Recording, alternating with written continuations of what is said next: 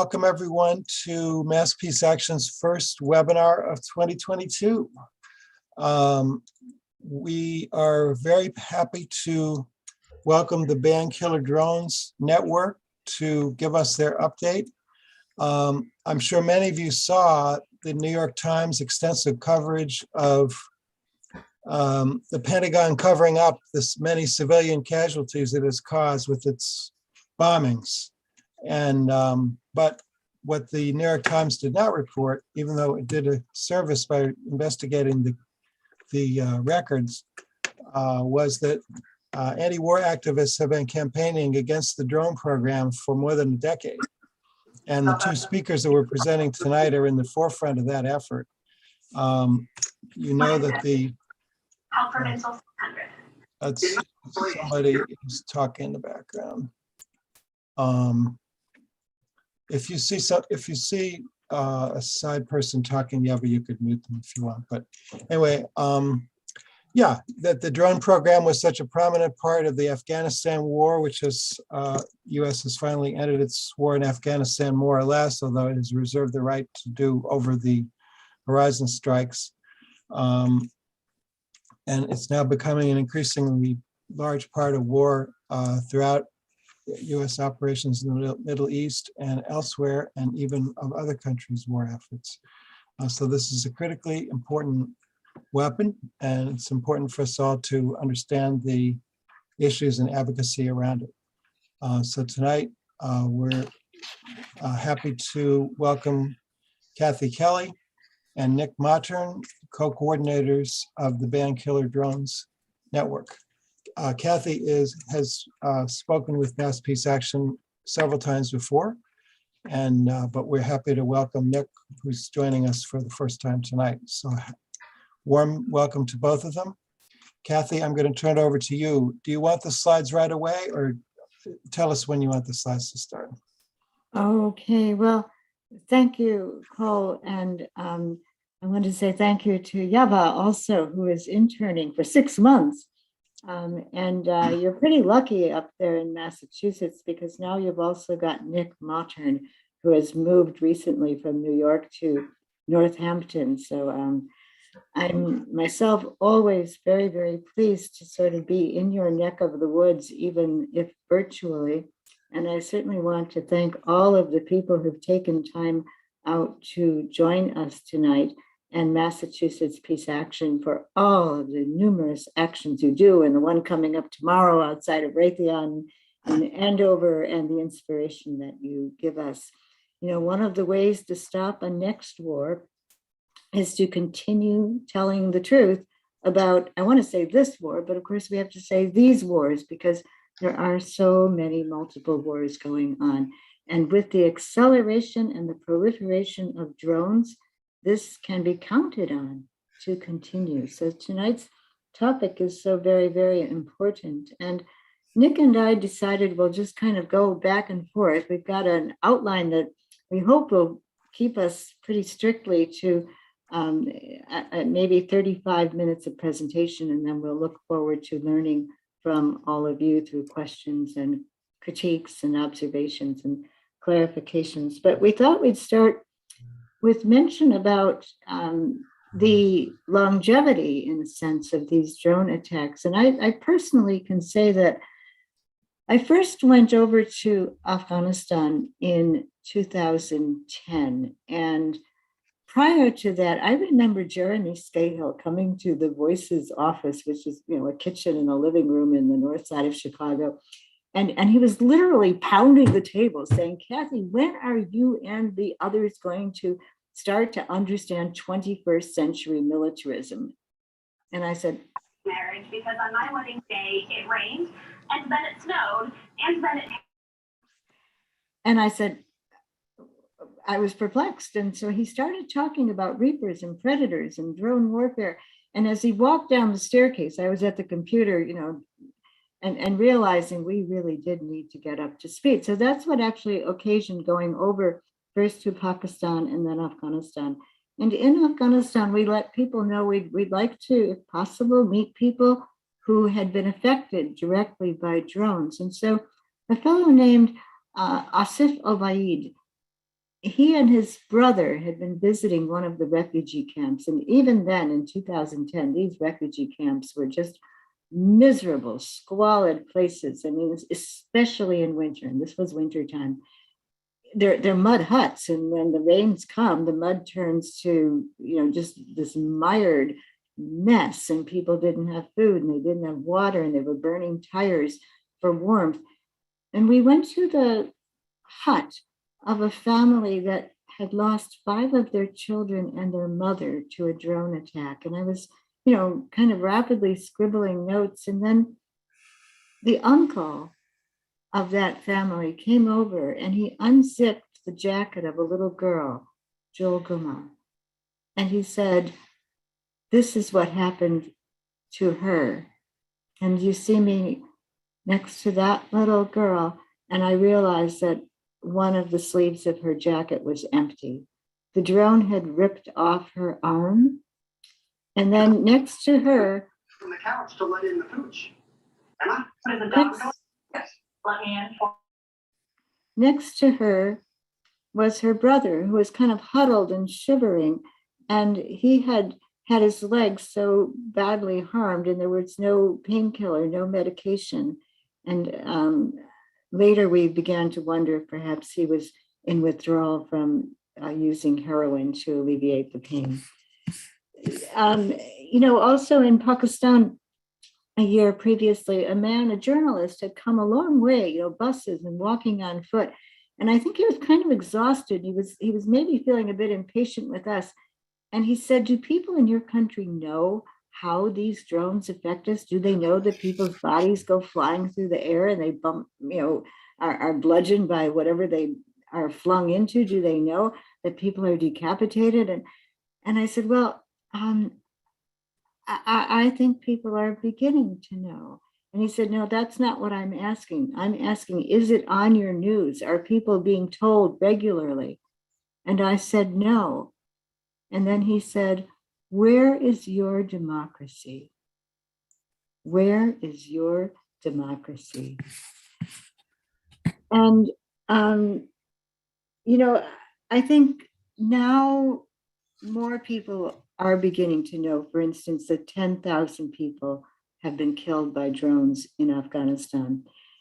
But really, that August 29th drone attack that killed the 10 members of the Ahmadi family, 7 of them children, 3 of them toddlers, that attack was exceptional in that it was covered by the international media because they were all there with this troop withdrawal and the chaotic and eventually deadly evacuation procedures. So they covered it, but that was actually otherwise a very routine killing of civilians. And President Biden now says, well, we're going to continue this. We've got the drones now stationed in Kuwait and the United Arab Emirates and in a carrier in the middle of the ocean. And, the United States can use air bases, maybe even in Oman. They'll still, and they immediately sought $10 billion to continue what they call the over-the-horizon drone attacks. And I just want to also add that this gets to be so sinister and dangerous because now, instead of pausing and saying, okay, we've got to look at what we did in Afghanistan, we caused a great deal of grief and trouble and abuse and murder, and there's no pause. Instead, the United States is racing to market the next war, to now play the China card. And the China card is going to mean that they're going to keep on saying, well, we keep on losing in the war games with China using artificial intelligence weapons. So we better get new, more expensive artificial intelligence weapons and drone weapons. And this is accelerating and proliferating the likelihood of drone warfare. But also this fellow Admiral Charles Richard has come right out and asserted that in the event of a military engagement with China, recourse to nuclear weapons would be not a possibility, but a probability. And I think this has ushered us closer to the threshold of a nuclear war. And how many people are aware of this? That Pakistani journalist question has to be ours. Where is our democracy? People don't know so much about this. So I'd like to turn it over to Nick now. And thank you, Nick, for bringing us right up to date in the current realities. Thank you, Kathy. What I'd like to do is maybe we could shift off the that picture, because we're going to be seeing another one soon. President Biden has been in a situation of promising to get revenge through drone warfare, and frightening people in other countries and in this country too by the prospect of more drone attacks. At the same time, on January 10th, he had a phone call with the Ethiopian Prime Minister, Abiy Ahmed, and he was chiding Mr. Ahmed for drone attacks in Tigray that had killed civilians. 56 of them, actually several days before his call, and during his call, the Ethiopians launched another attack that killed 17 civilians. The war that's going on there is a civil war that's based on really ancient hostilities. It threatens 5 million people in Tigray province with starvation. And so this was the White House press release. President Biden expressed concern that the ongoing hostilities, including recent airstrikes, continue to cause civilian casualties and suffering. And the picture you see here are some of those refugees in Tigray. In 1986, I worked for Marino Fathers and Brothers, and I visited Ethiopia at the time. There was a very horrible tragedy of famine. And so what we have in Ethiopia now is an example of what's called drone proliferation. That means that, and this has happened in other places we'll mention, but that means that outside powers are attempting to make their imperial intentions active by throwing drones into a fight without having to put any soldiers into the fight. So in Ethiopia, a second most populous country in Africa, 100 million people. It's in a strategic location in the Horn of Africa. It's primarily a massive agricultural exporter. There's oil there that the United States has an interest in, as well as others. China is the foremost outside investor in Ethiopia. So what we have in the civil war is, in the last month, when the Tigrayan Liberation Front was making considerable progress and had maybe a better chance of negotiating something that might have been equitable to them, Turkey and China provided drones to the Ethiopian central government. And if you'll switch to the next picture, the picture we have here is China's Winglong 2. This is a drone that China has also introduced into the civil war in Libya. To show you how much the US has been a leader in drone killing, please switch to the next picture. That's a picture of a US MQ-9 Reaper drone. And so these are almost identically configured aircraft. Turkey has sent drones, Turkey developed drones to kill Kurdish people. And this drone is a Turkish designed and Turkish made drone. And this particular drone has not only killed Kurds, but it has been introduced into Libya, the war in Azerbaijan and Armenia, into Ethiopia, and these drones have also now been sold to the Ukraine with the prospect of possible use against Russia. These are relatively small drones. These have a wingspan of about 36 feet. Compared to the Reaper drone, some of them have wingspans up to 77 feet. And the Chinese drone is a very large drone also. But speaking of weapons, please shift to the next slide.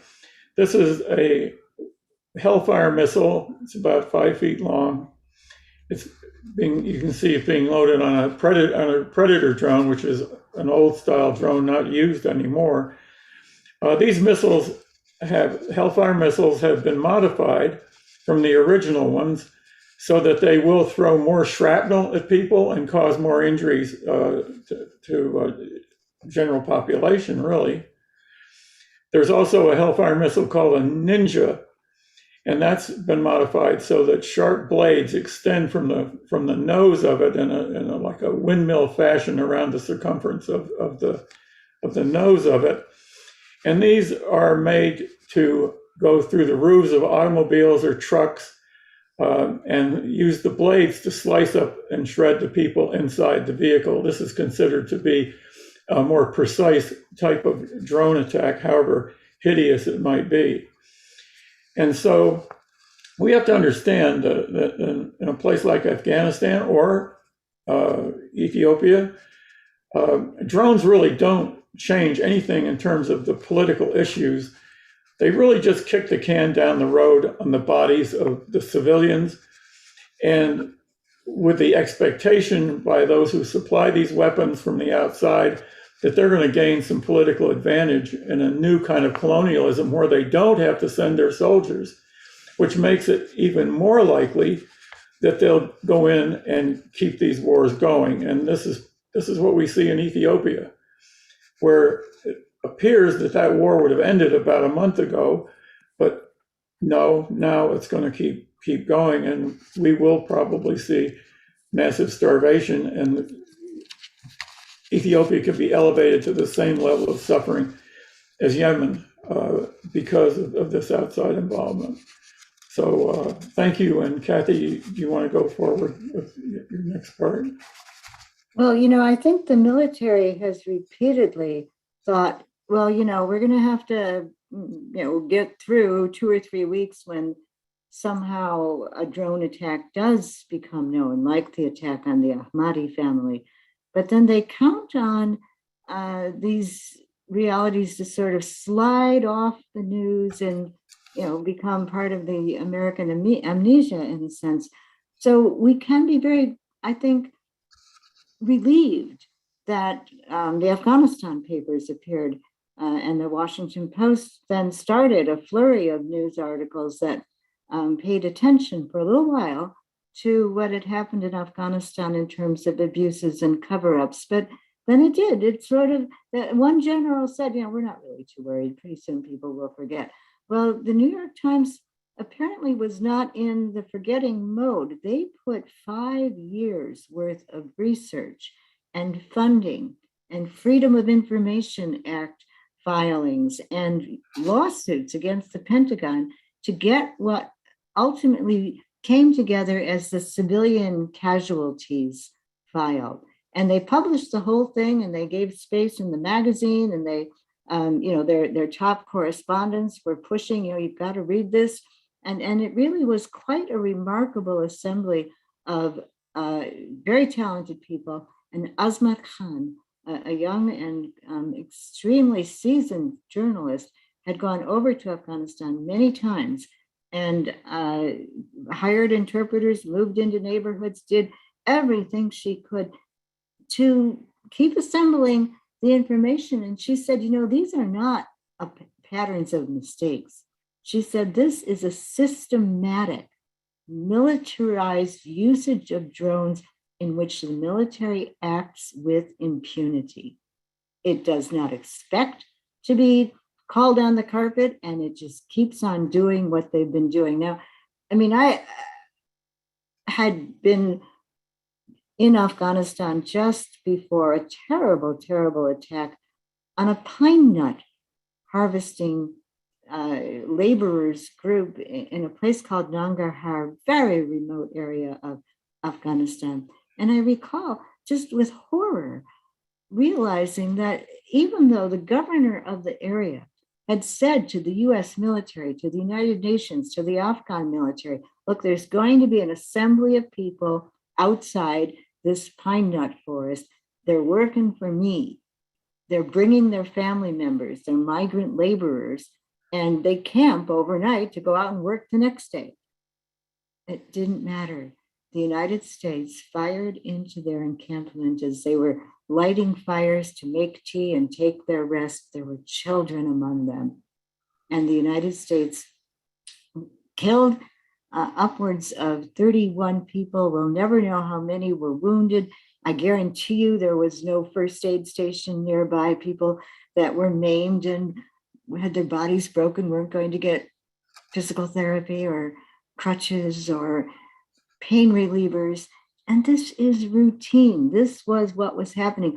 Well, Asma Khan covered a good 4.5 years of these attacks in Iraq and in Syria. And she showed the terrible second attack that happens as the first aid workers run to try to save people. But this has been going on for 20 years. And the US Congress doesn't have to file Freedom of Information Acts. Congress people don't have to take the Pentagon to court and sue them. The Congress people just have to say, we want this information. The drone footage itself has got the video footage. They've got audio footage of the discussions that happen before, during, and after each one of these attacks. Congress has a job to do, and that should be their job. To say to the Department of Defense, look, we want the information. We want it on our desks. We want to read it, and we want it now. For 20 years, we want to know who the victims were. What were the circumstances? What were your justifications? What was the aftermath? What were the reparations? Those are the questions. Democracy is based on education. At least the legislators and the president, and maybe they're guilty too, ought to get the information pried out of the military. And so it's our great hope right now that everybody who's got access to your elected representative, and in Boston, it's just such a crucial time. There is in the United States a House Committee on Oversight and Reform, which has a subcommittee on national security.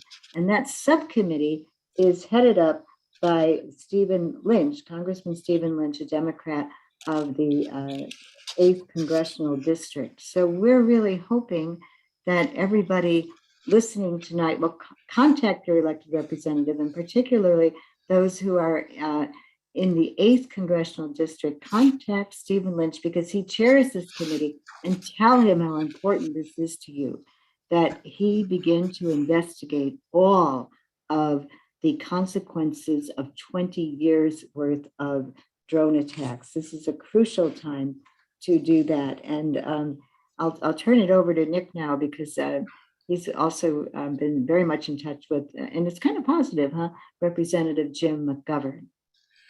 Yes, thank you, Kathy. I live in Northampton, and Congressman Jim McGovern is our representative here. He is a co-chair in the House of the Tom Lantos Human Rights Commission. And he has told us that that commission doesn't have the legislative power to undertake the investigation into the last 20 years of basically drone casualties. But he supports the investigation, and he said that he felt that it should be undertaken by the subcommittee that Kathy was just talking about, that's headed by Stephen Lynch. And Congressman McGovern also called Congressman Peter Welch in Vermont, who is a member of Congressman Lynch's subcommittee. And Welch has told us that he will support this investigation, and we're hoping that Pocky Whelan and Martha Hennessy are going to be able to get to meet with Peter Welch sometime in the next 2 weeks to talk over strategy for getting the subcommittee to adopt this investigation. Other members, for people who aren't living in Massachusetts, of this subcommittee are not only Peter Welch, but Hank Johnson from Georgia, Mark Desalegn from California, Debbie Wasserman Schultz from Florida, and Jackie Spear from California. I think that in this grouping, probably Chairman Lynch and Debbie Wasserman Schultz will be the most difficult votes to get, but I think that there's been so much in the press about the hideous wake of this drone warfare just in Iraq and Syria that the tide may have turned in terms of Congress being willing to even look at this. I should say that we have a protocol that we would like the investigation to follow, and that would mean that we would ask that investigators would go month by month, starting from October 7th, 2001. The first US modern day drone attack was against Mullah Omar and the invasion of Afghanistan. And that this would end in October 2021. So that's 240 months. And for each month, we want to have a listing of each drone attack by the US military, the CIA, private contractors, or other government entities. And for each attack, we want to have documentation of who are the human targets, justification for the attack, all voice logs from the drone operators, and all video recordings of those attacks. And so by the end of it, we should know, if it's done honestly, just how many people were killed by US drones in the last 20 years. And in a number of cases, we will know their identities, and we'll be able to challenge the very restrictive rules that the Pentagon has and the government has for giving reparations. I should note too that we have a very fundamental issue of the government trying to bury the truth about drone warfare. And right now they have buried Daniel Hale, who's in his early 30s, in federal prison for almost 4 years because he felt compelled by his conscience to release what was published in The Intercept, and you can read it there. They're called the Drone Papers. So if you want to read all of the information that, if the government had paid attention to, would have caused them to stop the drone program. But rather than stop the drone killing, they preferred to charge Daniel Hale under the Espionage Act. And had it not been for a public outpouring, the people worked for months to generate letters to the judge, Daniel could have been sentenced to 10 years in federal prison. So we believe that the public action has meant that he'll be in jail. He shouldn't be in jail for a minute. He should get a Congressional Medal of Honor. That's probably not going to happen, and certainly in my lifetime. But this is the same mess that we have with Julian Assange. The truth is not wanted when it comes to warfare, probably by any government, but especially by the United States. So I think that really, I guess it gets down to looking at things that are going on right now. The drone program is the only offensive action militarily that the US is taking right now. And the development, as Kathy said, of drones that are guided by all the imperfections of artificial intelligence are being really planned to deal with China. And there is now an F-16 guided by artificial intelligence that can outperform and outfight, so to speak, a manned aircraft, a manned F-16. And so this is where this is going. But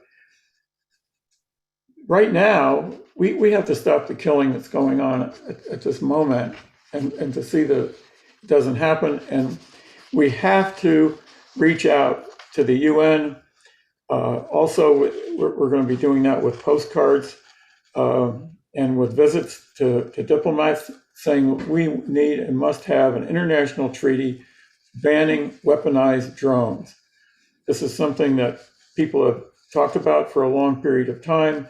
We're very, very encouraged that people in Germany have been very, very active in preventing the German parliament still, after numerous attempts, to arm drones that that Germany is leasing from Israel. That struggle goes on, and so we'll be supplying information to Mass Peace Action probably within the next few days about what people can do here to write letters to the Green Party, particularly in Germany, to get them to muscle up their opposition to Germany arming their drones, because Germany is the only country in the world where this is a subject of debate, and where actually the public has been successful in preventing this from happening. It's really quite remarkable. So I think with that, we'll be very pleased to answer questions. And I want to say I'm just very grateful to Cole for giving us this opportunity to speak with you all. I wonder, could I just quickly intervene with three short things? One is Catherine Pottigil very kindly asked in the chat, how is Daniel doing? He's in the Marion Penitentiary for that 4-year sentence. And the Stand with Daniel Hale website will give very specific information. You can only write on black and white or possibly blue ink, no colors in any letters that you send, but he would love to get letters from all of us and to be kept abreast of the news.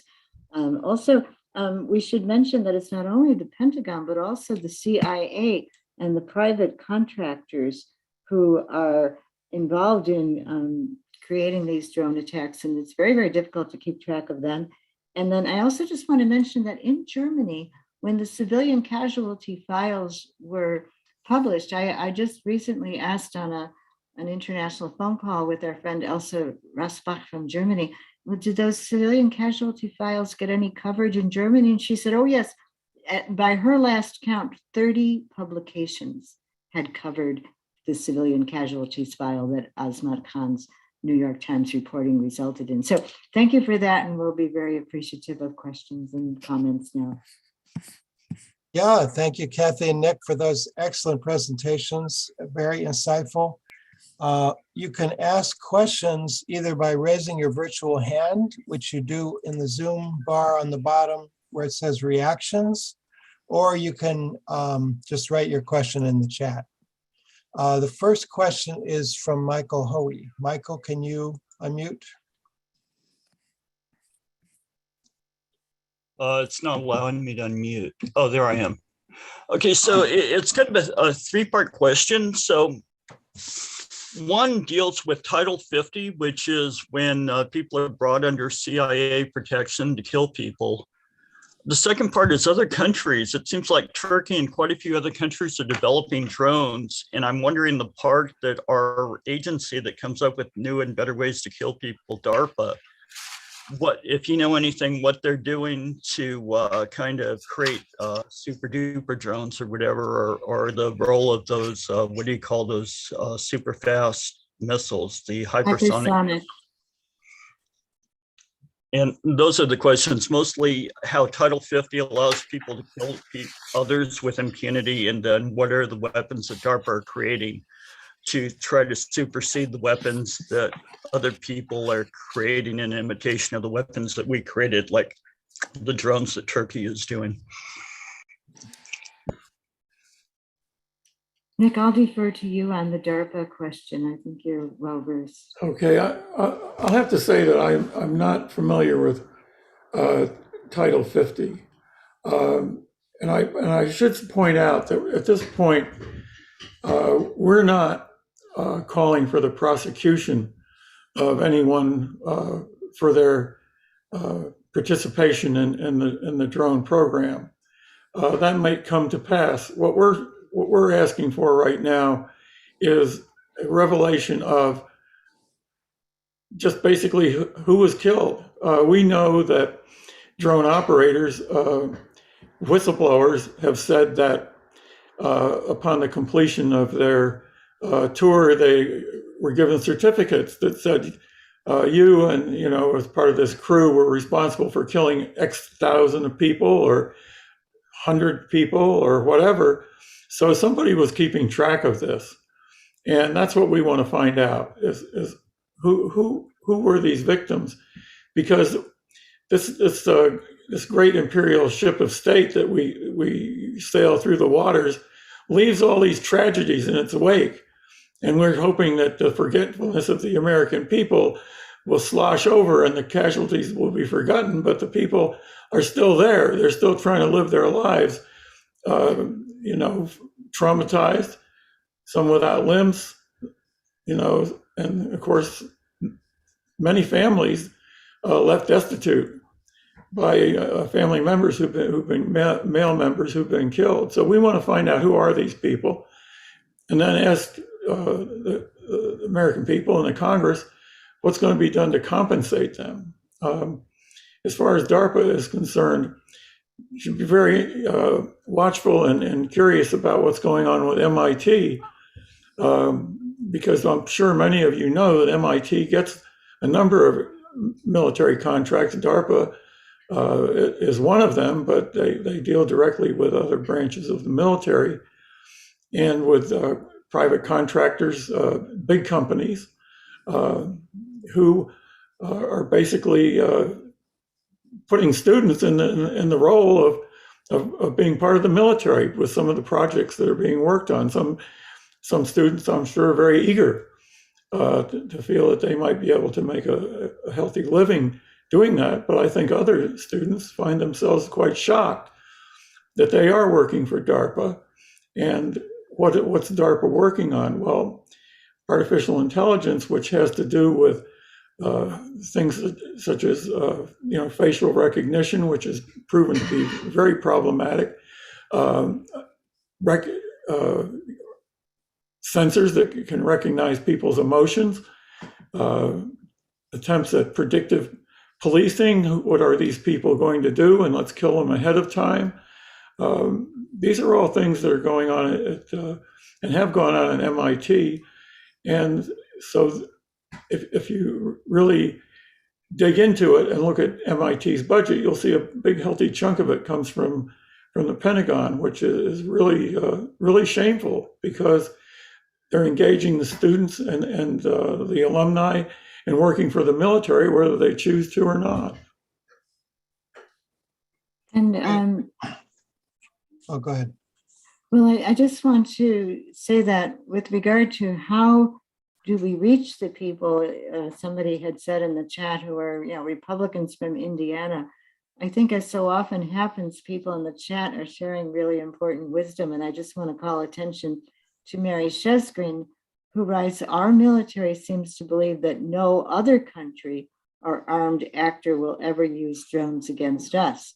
This seems like an arrogant and naive assumption.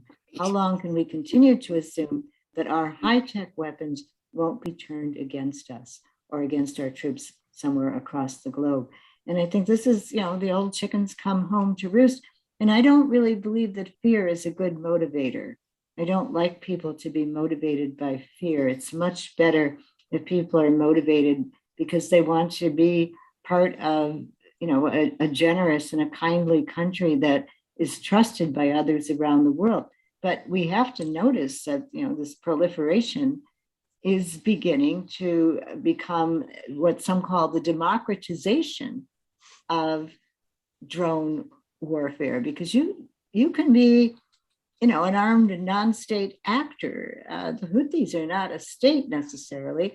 They're more of a group with a lot of historical cohesion, but the Houthi aren't a state, and they are attacking the Saudis with some pretty sophisticated drones. And Nick just mentioned other places where the drones are being used. And so, Nick and I were talking earlier today, and well, maybe the Proud Boys, maybe the Boogaloo, maybe some of the right-wing people here are going to have drones. And I can tell you, we kind of giggled over it, but the last time I was in prison in 2016, the way that contraband was getting in was through drones. Plop. So don't think that drones aren't going to have that's the kind of thing you might say to Republican Congress people, that you don't feel secure about the drone usage. That's great. Thank you. Let's go to Cricket Doyle. Thank you. I have two questions that are not particularly technical. Sometimes when one of you is speaking, you say things quickly that are not clear to me. And so I have two requests. One, when you speak about the oversight committee that Lynch is the chair of, it's oversight of what? There are many oversight committees in Congress. So what is this one? Well, this committee has, I think, a specific obligation to inquire into how, basically, in the case of the Pentagon, how are they living up to their responsibilities? For instance, they held a hearing, two hearings recently, germane to what we're talking about. One had to do with what the Pentagon was doing with respect to counterterrorism. And so they had a general and someone else from the Pentagon talking about. Now, the House Permanent Select Committee on Intelligence has a subcommittee that Welch is also on that deals with counterterrorism. But in this case, it's how is this functioning? What are it's about the Pentagon then? Okay, yeah, well, that was not clear. Well, it can be about other agencies too. But I was using the Pentagon for an example. They also had people to testify about how they were dealing with the problem of suicide in the military, which is an epidemic. Right, and I think, these are all very important. I guess I'm just saying, as audience, I had the questions. And the other thing I didn't get is, what is DARPA? It's spelled DARPA, and it has to do, and I can't remember what the acronym stands for, but basically it's an advanced research projects agency.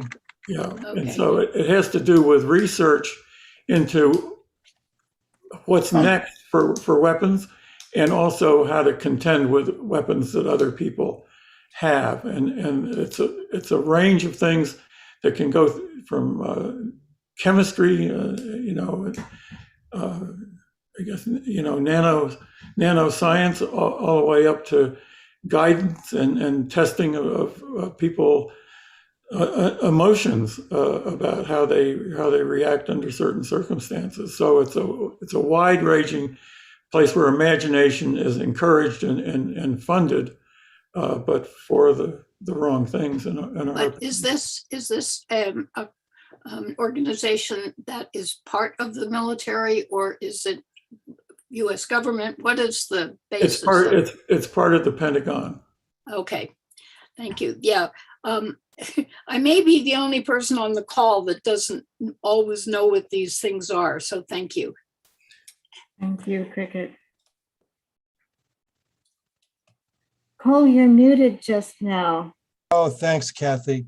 Next up is Siddhartha Banerjee. You want to unmute, Siddhartha? Or maybe I have to tell you to unmute. Okay, now try to unmute. I have to. There you go. Thanks. I make this comment by stepping outside America and looking in, I remember a time being old enough when America was a much admired country. In the 50s and the early 60s, Cole was in India. His father was a journalist. I remember reading him and developing certain ideas about the country, which induced me to come here. What happened afterwards is another story. But I think countries present three dimensions to the rest of the world. There's a corporate side, there's a civic side, which we saw a great deal of in this period that I mentioned, and there's a military side. I'm afraid right now, and for maybe the last 25 years or so, the rest of the world is not seeing the civic side of America. It does see some of the corporate side, but it sees a great deal of the military side of the United States, and this is not a good position to be in. We live in a social world. I cannot behave in the way that I would like to if I was given to violence and bouts of anger and expect my neighborhood to still accept me. We live in a neighborhood, and there might come a time where, in spite of all the arm twisting, the rest of the world might say, or significant countries of the world might say, we no longer want to deal with you. Because it's reached that point. The second thing I would say is that if this technology of drones were available at the time that the US was contemplating the invasion of Iraq under Bush Jr., they may have decided not to invade and simply decapitated the Iraqi leadership by drone attacks. So theoretically, the United States now has the technology, and sometimes it seems to me the mindset as well, to kill foreign leaders it doesn't like at will. Thank you. Thank you, Siddhartha. Thank you, Siddhartha. You know, I did notice that Catherine Potagil had asked, is it that easy to purchase a drone? And I think the technology is such now that one agency or country can send like a 3D image for how to construct the drone, and then it's kind of a do-it-yourself kit. But some very sophisticated drones have been constructed that way. And Siddhartha, I really thank you for your insights. It does seem to me that the United States has wanted to say to every other country around the world, if you do not subordinate yourselves to fulfill our national interest, we could kill a generation of your children. And if you don't believe us, look at Iraq. Mhm. Thank you. Next up is Richard Katzian. I'm not sure if I'm pronouncing that right. Richard, could you unmute yourself? Thank you. The 8 years of Barack Obama's administration, the progressive community and the liberal communities were asleep at the wheel. He expanded drone warfare way beyond what Bush did. He sent over 100,000 troops to Afghanistan. He helped overthrow Gaddafi. He bombed 7 countries in the Middle East. And he's got a terrible legacy, right? Because he certainly, and then of course he was a Nobel Peace Prize winner too, on top of it all. So it's hard criticism of him, but also of us for letting him get away with it all those 8 years. Thank you. Thank you, Richard. Any comment? I think one thing that, and probably a number of other people have thought about this or written about it, but I've been thinking a lot about war being this pretty much the central organizing principle of unity for the United States. And I think Obama may have perceived that and used that to his advantage. But I feel like since Kennedy was killed, it hasn't been because of that we've, totally lost our sense of unity or direction. But I think it may be more related to this indefinite course we're on, is the fact that our wars have proven to be disastrous, and that organizing people to go to war really is not any longer a unifying principle. For many, many people, it used to be a unifying principle for. There are, probably over a million, former, let's say, Iraq war veterans, but basically former enthusiasts who can look back at the last 20 years and think that this was an unmitigated disaster. So then the question is, what is the unifying principle for the United States? If there has to be a war, well, no, we can't have that. It could be a unifying principle of fighting climate change. We could ration gasoline. We could do a number of things on a very crash basis that would be to the good of our people and humanity. But if we still believe and feel in our gut, because we're raised this way, that war is in some way, as Chris Hedges said, what gives life meaning or gives us meaning, then we have to look into ourselves and see what it is that we think makes America great. And if being part of, what happened in World War II, the greatest generation, well, that was a whole different world. And World War II ended in a way because everybody was drafted. Nobody wanted to keep doing it. Vietnam ended when everybody who was drafted, they wanted to quit doing it. And I think if we had military now who were all drafted, this wouldn't be going on, but then we would have, the drones to replace the people. So we just have to look at our own history, and we talk about racism, but I think we have to talk about what we're trained to think makes us greatest power in the world. What does that mean? Really, it means for most people, we can go and kill anyone we want, anytime we want, wherever we want. And the drones bring that to life.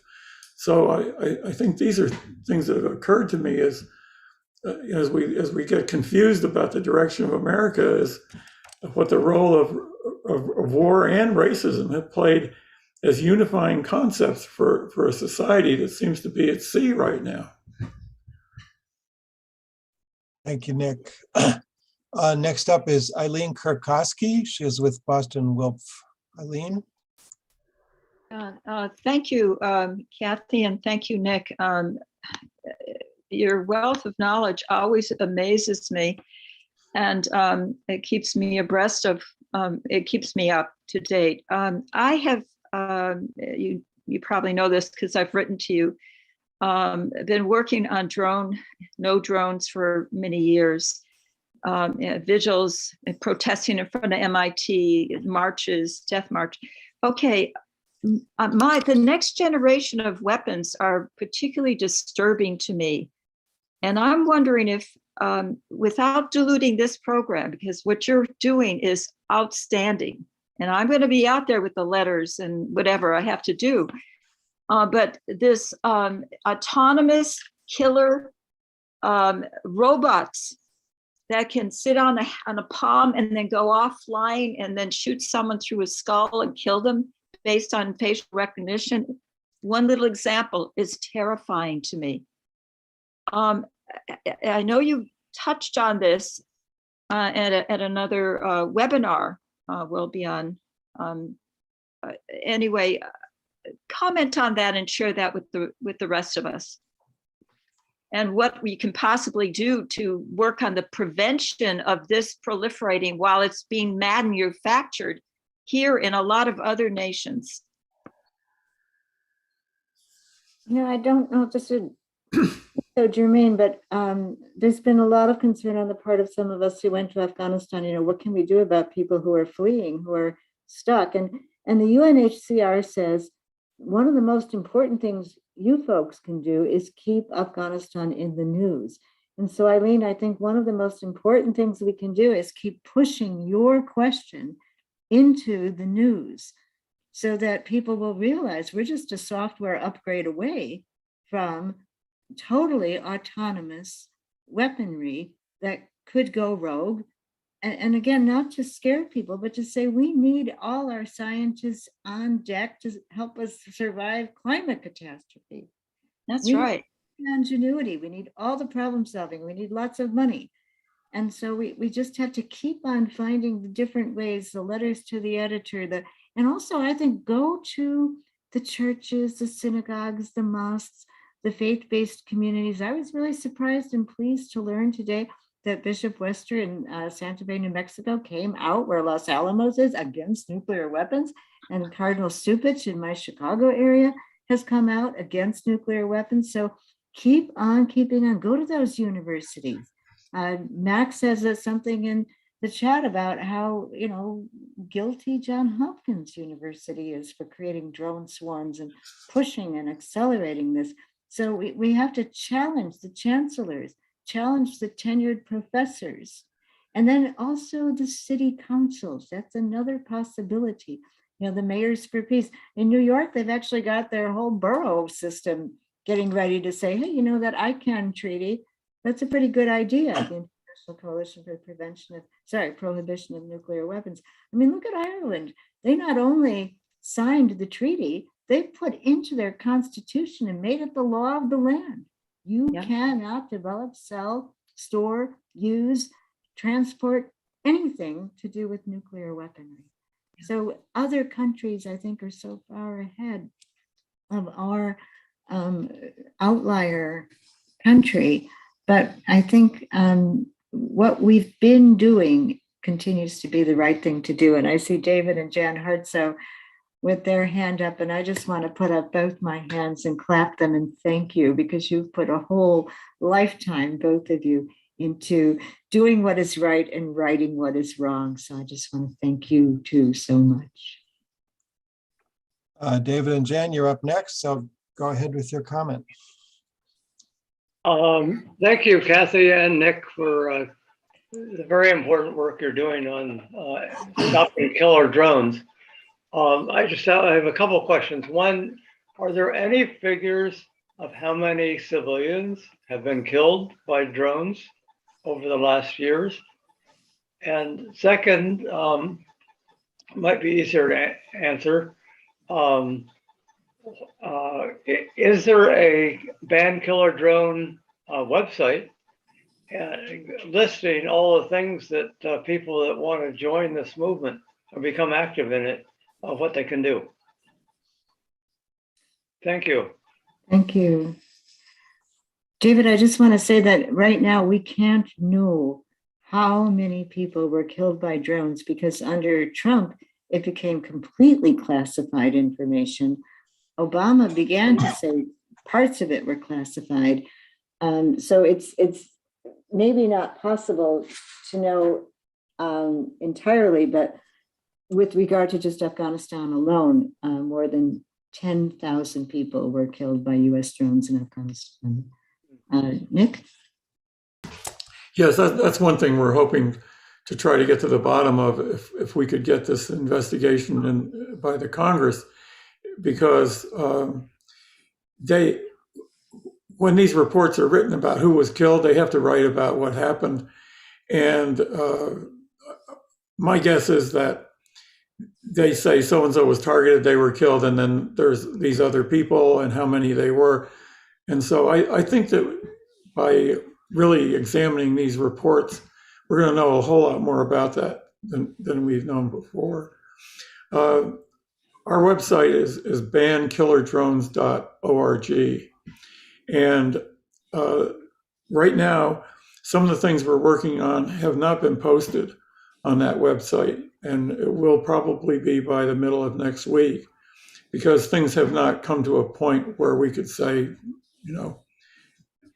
right here, right, and for instance, we don't know exactly what we're going to be advised with respect to Congressman Lynch by Congressman Welch. We want to give people advice on what to do based on what's possible as well as much as we can. The postcards that we have to send to the UN, there'll be a place on the website where you can order those postcards and have them sent to you basically free, so that you can get people to write from your neighborhood to the UN about a treaty to ban killer drones. But those things have not been added to the website because we just reached a point where these are basically information, and the cards are just now available, as is the information about what to do in relation to the Green Party in Germany. So I'm sorry we can't say tonight that this is on the website, but it will be, I think, by this time next week. Thank We're you. also hoping very much to develop the possibility for a Truth and Reconciliation Commission or a tribunal to examine the legality of drone attacks, and to do that with hopefully some Nobel Peace Laureates to be the judges, and to maybe do it in person. But we would need advice and guidance from experienced people. We've already been so grateful for Richard Fox and Marjorie Cohn's advice, and so stay tuned about that. Yeah, I was just going to say, with respect to Congressman Lynch, he happens to be my congressman. And so I'm planning to contact him about this, but I would like to know if anybody else on the call tonight is also a constituent of Congressman Lynch in District 8 of Massachusetts. If so, would you please put your name in the chat? I'd like to collaborate with you to bring this matter to him. I think our last question tonight, we're running a little bit over, is Lynn Siegel. Yeah. Go ahead. I was just at an Israeli emissary discussion about high tech in Israel, and I'm totally pro-Palestinian, but they were talking about drones. And, you know, my father was in the military. He was a Quaker. You know, he flew bombing missions in World War II and everything. But Israel is doing amazing things. They're, you know, desalinizing water. They're getting water from the air, you know. And Eileen's example was really good of it used for the bad. But you know what we could use drones for the good in Boulder for this fire?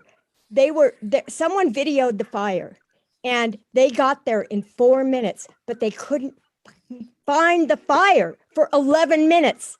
And that caused that whole disaster. So if we had drone technology that could drop water on a small fire that can truly identify it better than humans, there's so many good uses of this technology. And Israel is a good place. I love Israel, but they need to be turned around, and we can do it, and we're gonna do it.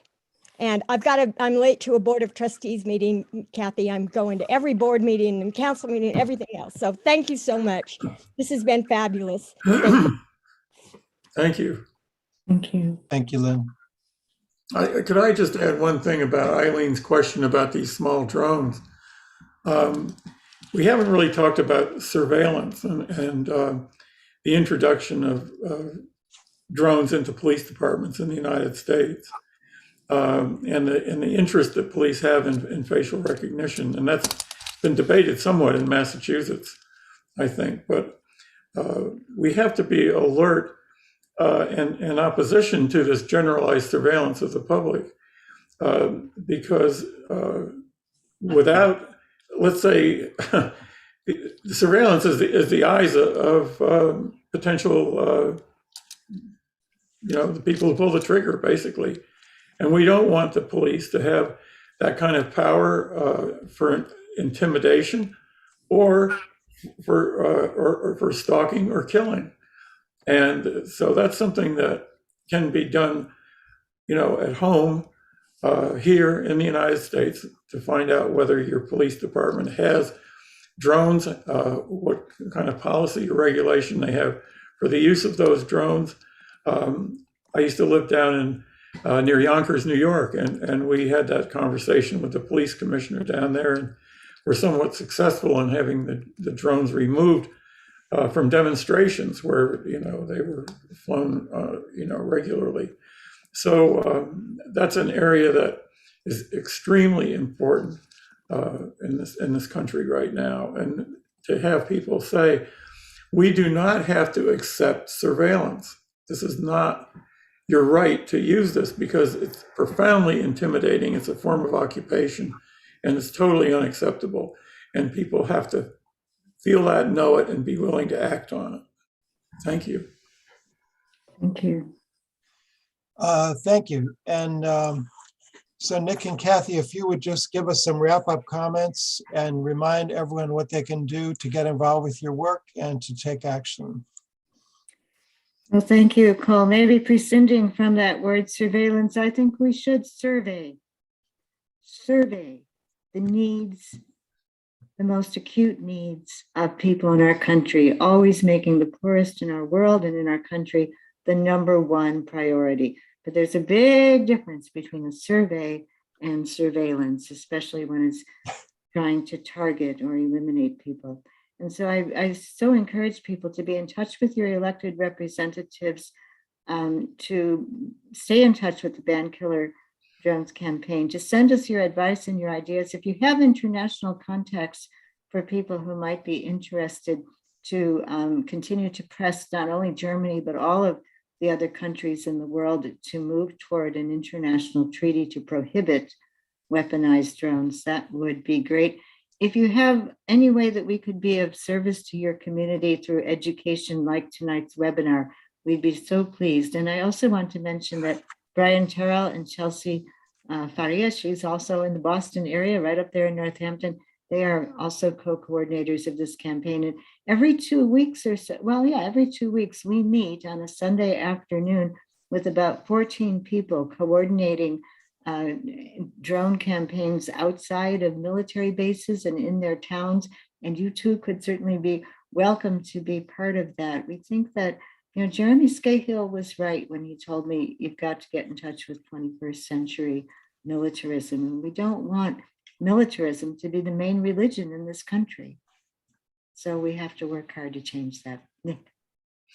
Well, I just want to add that maybe in Boston, MIT should be viewed as a military installation rather than as a, how should we call it, a citadel of higher learning.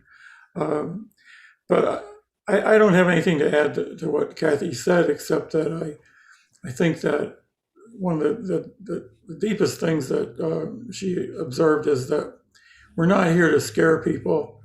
We're really here to provide people with information that they can use for really advancing all of our human goals, because we can, and I think we will prevail, and we can look to Germany as an example. We will prevail in stopping killer drones, and I think that in itself is a source of hope and a reason to look at what our fears are and say, well, we can put them aside and feel good about what we're doing to try to give everybody a better life. And maybe we could close with Daniel Hale, who said to the judge who was sentencing him, I took those papers. He was told he was stealing the papers. He said he took those papers because he could no longer steal what was not his to take, the lives of innocent people. So be sure to write to Daniel Hale as well. Amen. Thank you, Kathy. And thank you, Kathy and Nick, for those excellent presentations.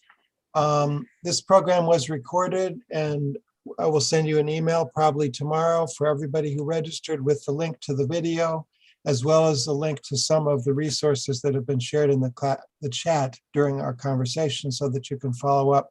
And I hope you will share that information with others as well. A few of our upcoming programs, we actually have 3 different programs on Tuesday by some coincidence. We have a closer look at China and Africa. Code Pink is on the lead on that one, but we're collaborating. Then we have an attack on human rights, how should we respond, which is about the 6 Palestinian NGOs that were called terrorist groups by Israel. And 2 of the representatives of those groups will be on that webinar. And then we have Ajamu Baraka with the Black Alliance for Peace, Human Rights from an Anti-War and Anti-Imperialist Perspective next Tuesday night. And then next Saturday, we have Climate Change and Nuclear War, what we can do about the twin existential threats on the anniversary of the Treaty for Prohibition of Nuclear Weapons. Thank you everyone for coming, and see you on the battle lines. Thank you, Cole and Yava. Thank you, everyone. Thank you.